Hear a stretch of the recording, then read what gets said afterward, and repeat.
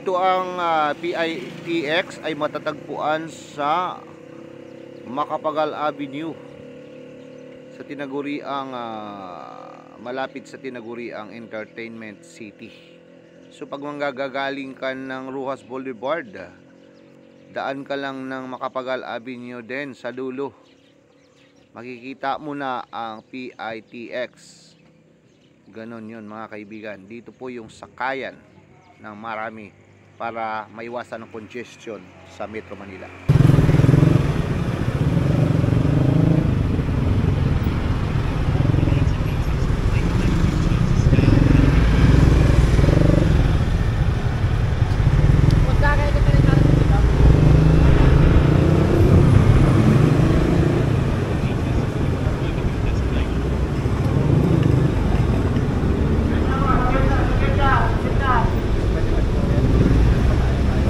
Yalo na lang. Okay.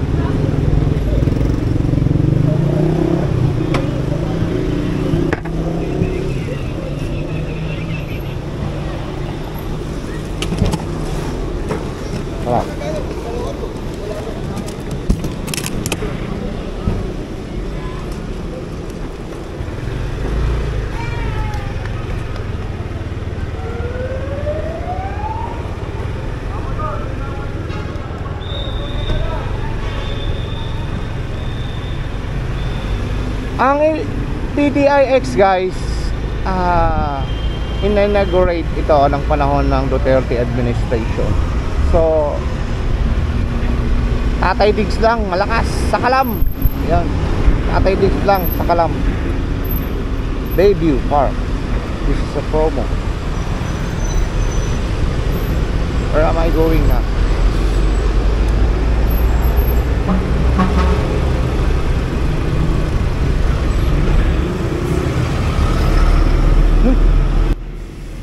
Ang terminal na ito ay ginagawa upang ma-accommodate ang mga pasahero papuntang south. Saan papunta nun? Hanggang Mindanao. Ang mga pasahero ay dito po ang sakayan. So may libreng upuan, tubig at malamig po ito. Pwede ka rin mag-shopping kung gusto mo habang naghihintay ng inyong biyahe. Kaya ang PTIX PITX yun. Ito po yun.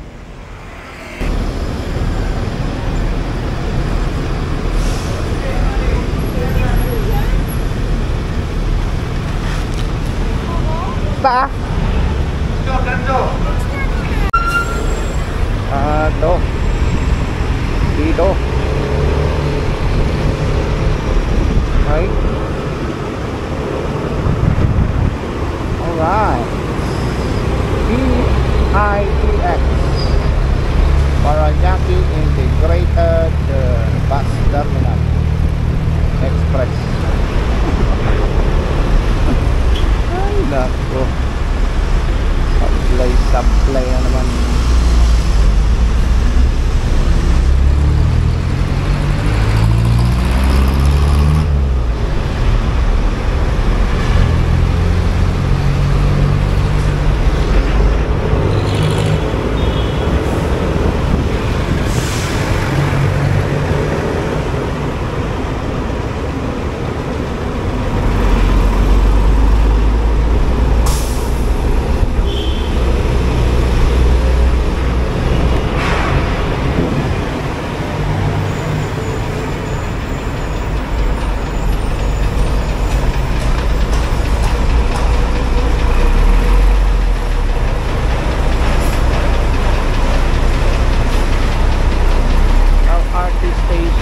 Wow, biruin mo, hayahay na.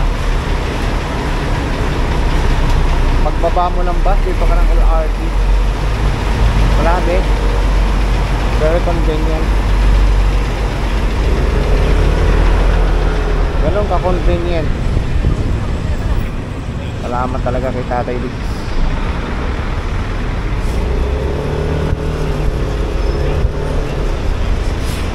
Duterte lang ang Bakalam.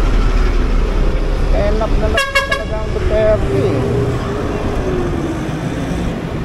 Tapos sisiraan ng Congress. No way. Ang babangga sa Duterte, di ba? Hindi nyo natandaan si Pacquiao, si Yorme. Maraming bumangga. Ay, napangunahin na si Trillanes. So guys, advice ko lang, hindi naman ako sintalino nyo, pero mas magaling ako sa inyo pagdating sa ganyan political analysis. Huwag yung banggain ang mabango dahil babaho kayo. Banggain nyo ng iba, huwag lang ang Duterte. Mabango yan guys eh. Payuhan mo Mr. Speaker, humingi ka ng payo sa akin. Gusto mong sumikat, lumikit ka kay Inday. Pero gusto mong lumaos, banggain mo si Inday. Ganun.